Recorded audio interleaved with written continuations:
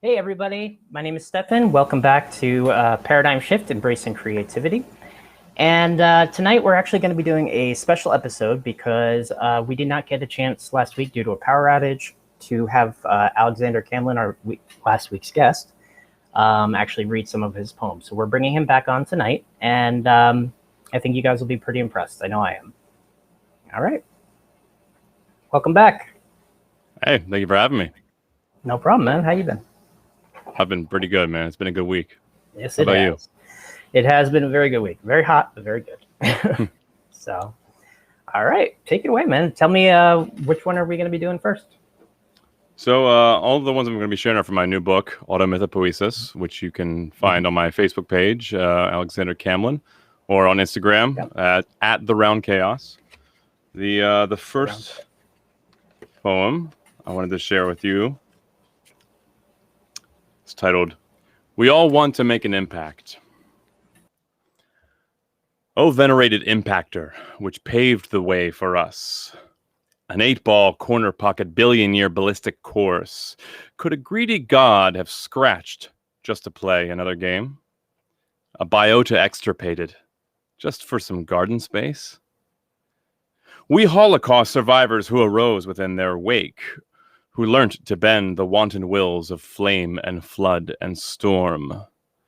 Promethean ambitions now unmoored from Earth's constraints, awakening to the impact of quotidian mistakes.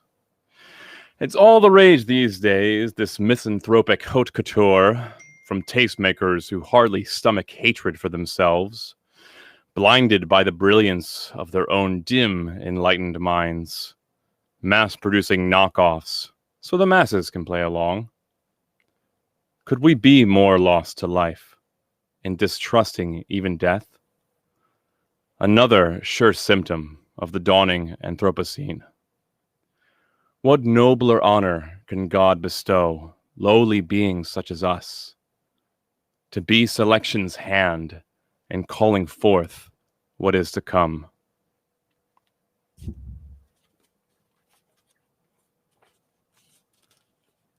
You want me to keep going, Stephen?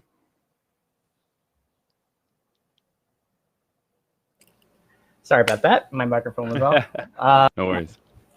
So, do you want to just tell us a little bit about what inspired that poem? Sure. So, there's a very prevalent zeitgeist these days of seeing what we're doing to the planet and despairing at that and despairing at ourselves, and seeing ourselves and humanity as being this plague, this virus upon the earth that's just consuming everything and destroying everything. And there's I don't know what the numbers are, but there's a certain number of species that go extinct every day because of human involved actions, right? And these are not unreasonable reactions from becoming aware of such horrible existential facts. But I think to live is to die. Well, yeah, and the Earth is always on the edge of cataclysm, and it always has been, and it always will be. We're always living through an apocalypse in one sense or another, and we feel bad about ourselves because of it. And I'm not saying that we shouldn't alter our behaviors, or that it isn't a tragedy, but it's not about us in some sense. Like life is working through us. Just like life worked through the comet that cleared out all this space for us to emerge in the first place. We might be, through our stupidity and selfishness and myopic, consuming, like we might be paving the way for something much greater, and we don't know. It could be worse. It could be great. It's a matter of the decisions that we make as a society and as individuals and as a whole. But I mean, like you said with the comet, you saw how quickly or how close that comet came to us a few years ago. The one that was like a near miss. We have near misses all the time that they don't discover until they're already on a direct near miss or impact course. Yeah. They're not easy to find. So there is an element of chance in life. I think that really beautifully describes it. That's pretty cool, man. What else are we going to be reading? So the next one that I wanted to share is titled Prodigious Prodigal. Prodigious Prodigal. All right, take it away. From wayward path have you strayed, O prodigal, once bright and bold, who jaded bade a spade for spade. Well, by rod and lash do I succor fold. Your gaze, once perched upon horizon, has now set beyond the floor, weighted by the wicked witness of the sins that your hands bore. What suffering dulled a mind so keen that gods themselves all bear its scars? How lost in reason you must be to orient now by wishing stars, condescending unto dogma to bear up sacred palimpsests, with the audacious dream to alter the world's foundation set in text. You are welcome to my yoke, son, though I forewarn it is ill fit. Made for stronger men than us, for sure, but times are, as ever, desperate. Yo, that's that kind of gave me a little bit of goosebumps, bro. Yeah. It's very Throw some snaps up, man. it's reminiscent of very much how things are right now, especially the line about history set in, how was it again? History set in writing or foundation or something like that? The world's foundation set in text. Yeah. It's What I'm more curious to hear your interpretation than my intention. So what did you get out of that? From that line, it really struck to me the fact that whoever writes the history books is the one who kind of builds our entire foundation of our country, our history, and the zeitgeist, if you will, or the thoughts that are the current vogue can have an impact on the people who continue writing those books and change them, which I think is a scary precedent, which has happened in every society throughout the history of man. The victors always write history. Right. I mean, the Nazis burned books, people change things, they overlook things. And on top of that, everything in our life is sent through text message. And the misunderstandings that happen as a result of that. So it brought all of that to my mind. Pickup artists have a useful concept. They call it frame control. It's not so much about, having the truth or having the right information, but it's about how you frame it. Yes. And that the frame, controlling the frame, is what controls the beliefs and the culture and how we understand ourselves. And it's not always just a matter of having the raw data, but it's how you present that data. And what do you think the most prevalent frame is from your perspective these days? That's a tough question, man. Yeah, because no one seems to know exactly what it is. That's the problem. We have so many competing frames right now, and we used to have a more homogenous or what's the word I'm looking for? Hegemonic frame control, which everyone more or less was participating in one frame. But now there's so many competing frames, and and there's so much information that we don't know how to take all of this abundant information and which frame to put it in order to even make sense of it in the first place. It's a perfect choice for a show called Paradigm Shift. Yeah, for sure. Because it's exactly what a frame is. It's a paradigm. It's it's your own personal view and how you look at things and how everybody looks at it, and that's really cool. Can I share a little bit about my own intention behind this now? Please.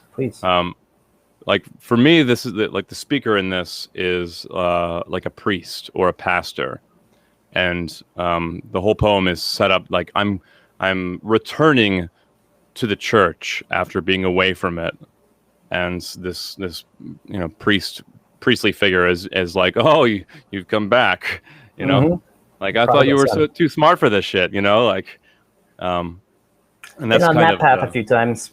Oh yeah, for sure. Yeah. So that's I like that. It's very cool, man. Okay. Do you have another one that you would like to share? Oh, You can share as many as you like, as long as it's like within don't the half tempt hour. me. Go for it, man. I'll keep going, man. I got plenty. Go for it. Okay, yeah, I got a good one here. Gospel. No news is good news. The mantra of a jaded world, who have heard the lie one too many times from one too many sacred sources. This hunger for hope cannot be starved to death, but it can be sated by saccharine substitutes. Many sleep soundly on sugar plum visions, but some choose to go to bed hungry. What is the good news of our day? That we are perfect just the way we are, that we are saved, that we are God's, that we can have our cake and fuck it too? A hard swallow. Such pills stick in the throat. Need a lot of wine to wash those wafers down. Yes, let's put the Christ back in Christmas, assuming we can find him in the church. Fake news is nothing new. A venerable vintage in new wineskins. Pour it down my throat and burst me from within. I've no stomach for the rot gut of such flattery. But raise the glass of truth to me. I'll drink to that sobriety. Whatever this is coming from the tap ain't fit for human consumption.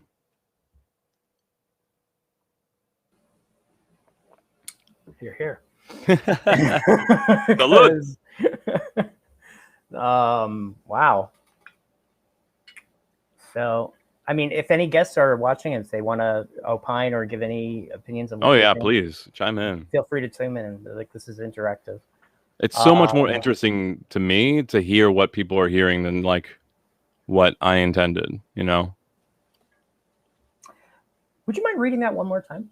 I would, yeah, please. Yeah. Gospel. No news is good news. The mantra of a jaded world, who have heard the lie one too many times from one too many sacred sources. This hunger for hope cannot be starved to death, but it can be sated by saccharine substitutes. Many sleep soundly on sugar plum visions, but some choose to go to bed hungry. What is the good news of our day? That we are perfect just the way we are, that we are saved, that we are God's, that we can have our cake and fuck it too? A hard swallow. Such pills stick in the throat. Need a lot of wine to wash those wafers down.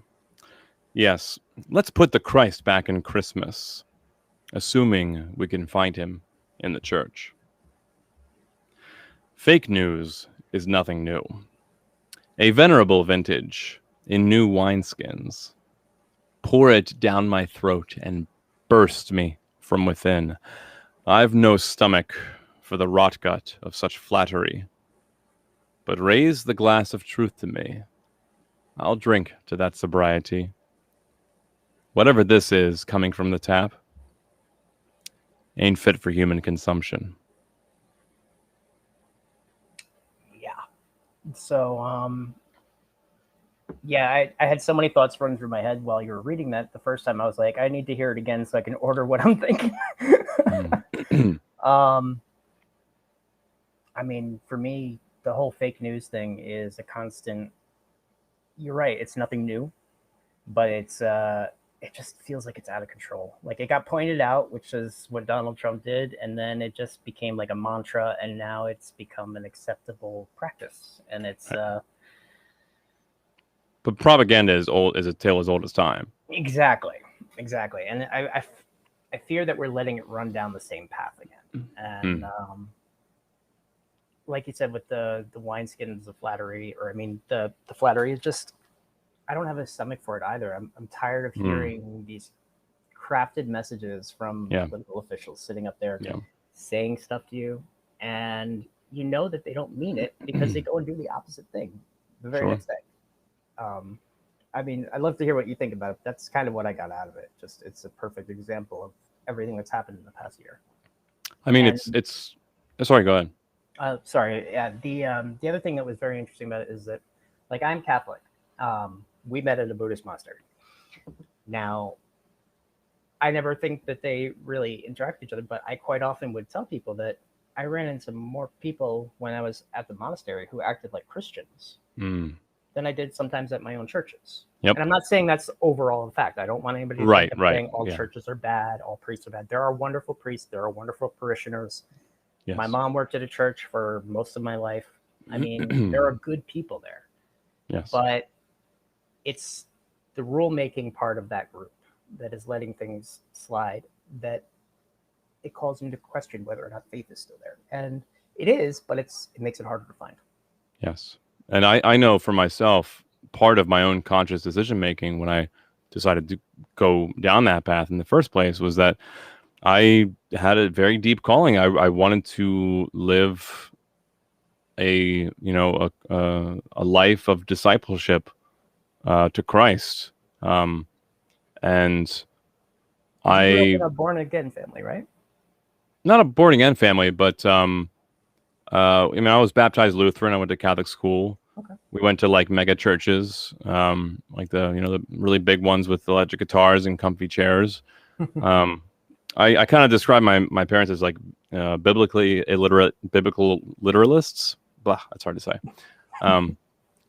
Yeah, that sounds pretty accurate. But so like I had way too many questions that they could not field, and I feel very bad for them, for that for that fact, because I was pretty I terrorized them a little bit too much theologically, but like I I grew up very devout, and and even in my atheist days, like, and even after all my disillusionment, I still wanted to live that life. I wanted, because it just made sense to me. Like, yes, like I don't care about the beliefs, the catechism or whatever, but like the way that this guy lived, that's the appropriate response to the way that things are, to the way that human beings are. Like, it just made sense to me. Like he lived the answer, and I wanted to, and I felt like at the time, like Buddhism was a closer approximation, at least that I could find. And a lot of that was probably because of my own wounds with Christianity. So I just had to find something different, but similar enough. Does that make sense? Like, yeah. It does. And my mom actually, she just chimed in. Hi, Mom. Hi, Mom. She chimed in saying, I wonder if Alexander was ever hurt by the church, either Catholic or some other faith at some point. And she says that she likes the way that you recite your poetry. Thank you. Not hurt directly. I think the wound just came from disillusionment, and just I mean, like growing up and going to school in like Catholic school, like I saw a lot of things that just seemed so incongruous to me with biblical teachings, and just like some of the ways that like homosexuality was treated. I didn't understand that, because I had a couple of gay friends, in 8th grade and high school, and it's a contentious issue for me. Right.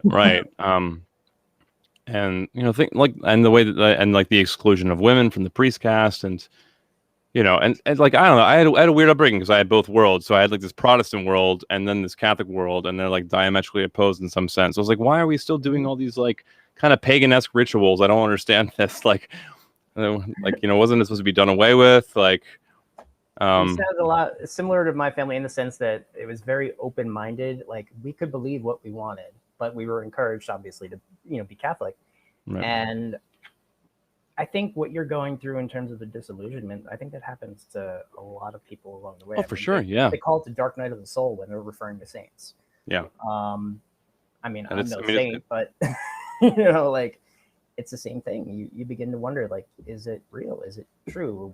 Right. Am I worth something? Do I matter? Right. Is any of this real? And if it's all bullshit, what does that mean? Exactly. And I don't want to be too ethnocentric, applying this to the culture more broadly. But I think a lot of people are going through this and have been going through this, and it's one of the major spiritual crises that we are facing Started in our in the culture. 90s when they started popping the church out of schools and out of, like, even the Pledge of Allegiance saying under God became an issue, and it just one thing after another. I mean, it's older than that. Is so it? Yeah. Oh yeah, it goes back to Nietzsche and Nietzsche's proclamation of the death of God, and that was in the late 1800s. And he foresaw that the sort of rise of scientific empiricism would destroy our old traditions and our old faith, and that we would be left aghast in this gulf of nihilism, in which we would either buck one way, radically towards nihilism and despair and addiction and mental illness, or we would buck the other way into totalitarian ideological systems, And how much they encourage each other at the same time. Right. So we've got about 4 minutes left. Do you have a shorter poem that you could? I can do a quickie. Yeah, we can do it. Let's see. Okay. Here's a good one. Okay. Neoteny. Our blessing is our curse. Use your head. You'll get it. If you can fit it through the birth canal. Adolescence is perennial, but childhood is a modern invention. Like literacy, only just becoming available to the commoner. In the past, boys had no choice, the innocence unceremoniously beaten out of them to prepare them for the ass-kicking to come. Today, we either choose to become men or remain in Neverland forever. Hard to say, our way is more compassionate. It's easy to mock the risk players who never took a risk, laugh at the lost boys who are too afraid to talk to Wendy. But ask yourself this, bro, if the other end of that pointed finger ends in a suckled thumb. There is one totem I yet cling to, one blankie I have kept hidden from the Gestapo of life's indifferent cruelty. It is the only part of childhood left to sacrifice. I don't know if I can, or if I even want the abhorrent power that comes from that vacuum. But I know I have outgrown the sandbox. That's awesome, bro. Thank you. I'm going to let you just give a quick synopsis of what it is, since we're a little short on time, but take it away. Sure. It's there's this prolonged adolescence in our culture these days, and this crisis of masculinity, which is something that I read a lot about, having experienced a lot of it myself, and very sympathetic to it. And we don't have these rites of passage anymore in our culture to initiate us into manhood. Our rite of passage is, getting labor by debt, basically, and that's it. It's like, congratulations, here you go. Here's a bunch of debt. Now grow the fuck up. It's important, and now you pay for it the rest of your life. Right. And I think we are sadly missing those kinds of rites of passage, because I feel that if we are given the option not to become men, we'll take it. We'll default to that. And there's a real wisdom in a lot of ancient traditions that forced it to happen, often through very, very violent rituals, brutal rituals. Making them, because that really does prepare you. But once you go through that, and I can go through that. I can come back from that. I'm not the same thing that I thought I was. In a way, last year was a rite of passage for a lot of people who probably wouldn't have gotten there. Yes, it was. It certainly was for me. Yeah, me too. That's why I finally was like, it's time to write this book. Why not? I got nothing else. I'm proud of you. No other excuses. I'm proud of you, man. This is pretty impressive. Where can people go if they would like to? You're welcome. Where can they go to purchase your work? Or to review it? I sent you the link to the Blurb website. Should I pull it up again real quick, or? We can post it in the comments afterwards. It's fine. Okay.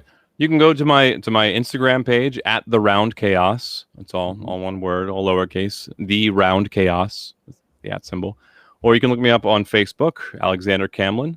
is the name of my page, and I have links and info for where to get the book from there. Awesome. Everybody, I mean, speaking for myself, I know I really enjoyed listening to your poems. I can't wait to read more of them. I will definitely be getting a copy of the book. So excellent. I'll send you a signed one. All right, cool. All right, Alex, thank you so much for coming back on. And thank you very much for having me, man. I had a lot of fun. Maybe we'll have you back on in the future sometime. Yeah, I would always love to come back. All right, awesome. Take it easy, brother. All right, peace, man.